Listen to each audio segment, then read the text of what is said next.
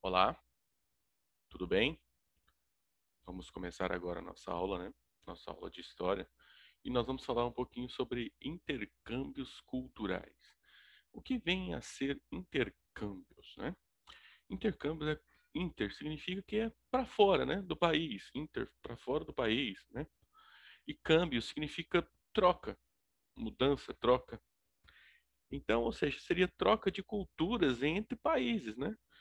Alguns brasileiros vão para alguns estudantes brasileiros vão para alguns países e ficam lá alguns meses aprendendo a cultura, né? Enquanto os filhos daquelas pessoas onde eles estão indo, tá vindo para o Brasil para fazer uma troca de cultura. E isso nós vamos começar a falar, por exemplo, aqui, ó. Nós vamos fazer primeiro a leitura dessa atividade para explicação dessa atividade aqui, para que vocês entendam um pouco mais o que significa esse intercâmbio cultural, né? Aí aqui tá esse personagem aqui, ó, da Turma da Mônica, né? Criado pelo Maurício de Souza, né? Da empresa dele, Maurício de Souza Produções Ilimitadas. E esse aqui é um desenho criado pelo Maurício de Souza, aonde tem o personagem Chico Bento, né? Conversando com o pai dele. O personagem Chico Bento, ele tem uma linguagem diferente na escrita, ele é um personagem que mora na zona rural, né? Que mora na roça. Então ele fala um pouco diferente do que nós estamos acostumados a conversar. Então vamos lá. Eu vou fazer a leitura dele, né? E vocês prestem bastante atenção. Ô pai, não conta mais história para eu dormir. E o pai pergunta: por que, filho? Eu sempre acabo dormindo na metade. Fico sem saber do fim. Pronto. Repara uma coisa, que a conversa dele, a fala dele é diferente do que nós conversamos. Ele fala dormir. Nós não falamos dormir, nós falamos dormir. E vamos continuar aqui, ó.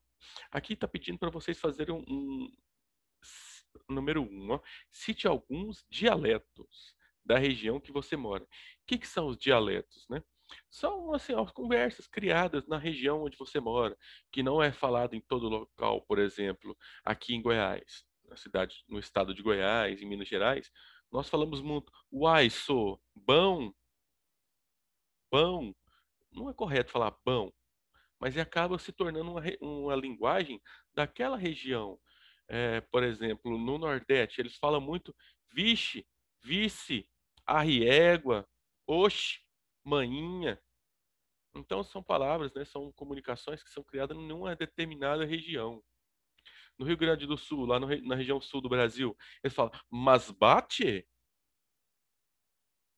guri, e algumas palavras para nós não faz sentido, mas para eles quer dizer alguma coisa. Então, cite alguns dialetos, né? Por exemplo, o nosso aqui, da região que você mora.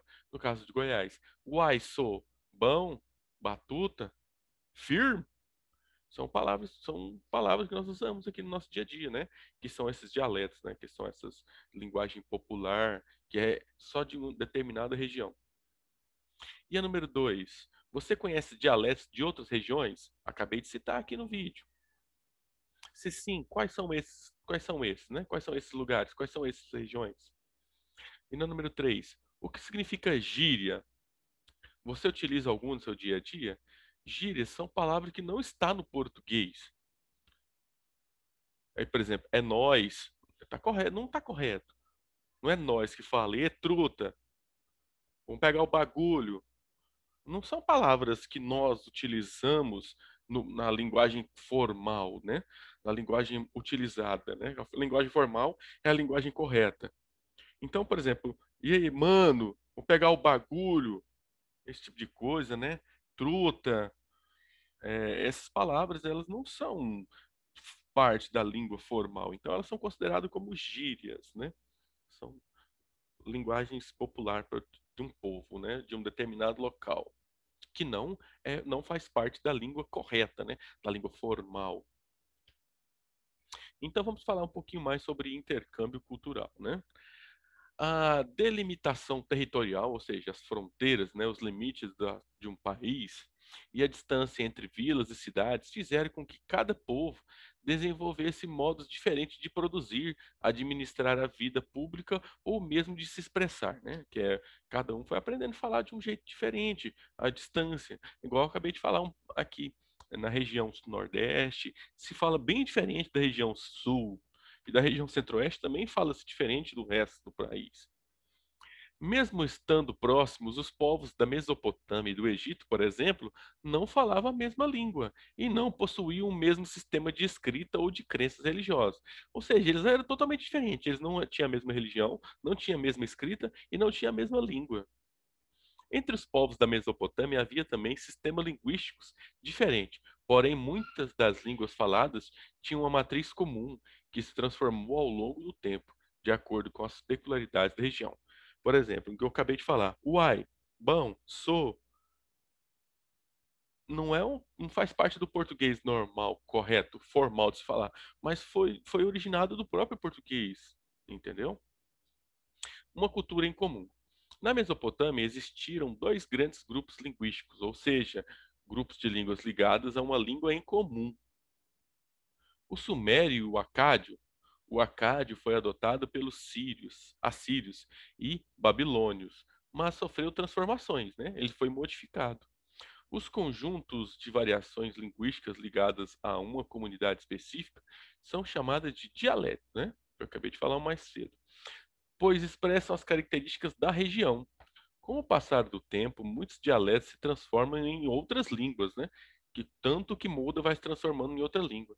O hebraico, o aramaico e o árabe são línguas derivadas do acádio e são conhecidas como línguas semitas.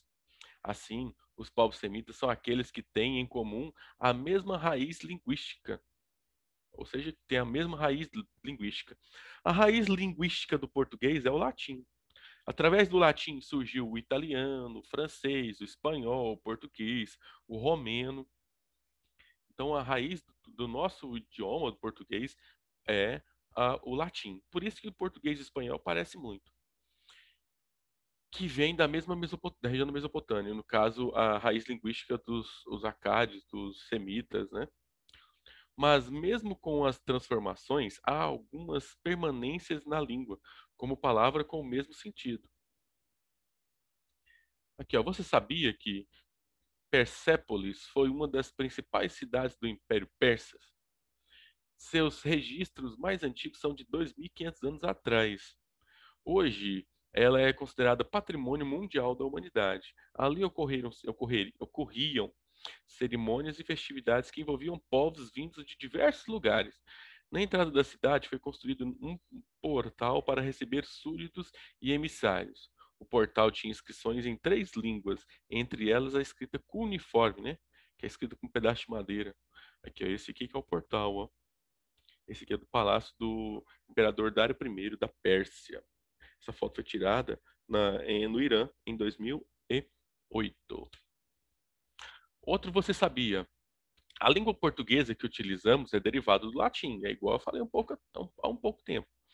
Uma língua indo-europeia que passou por diversas transformações regionais ao longo do tempo e originou novas línguas, como o português, o espanhol, o italiano, o francês, também tem o galego, que é um idioma que fala em Portugal e na Espanha, tem o romeno, o catalão, tem outras línguas.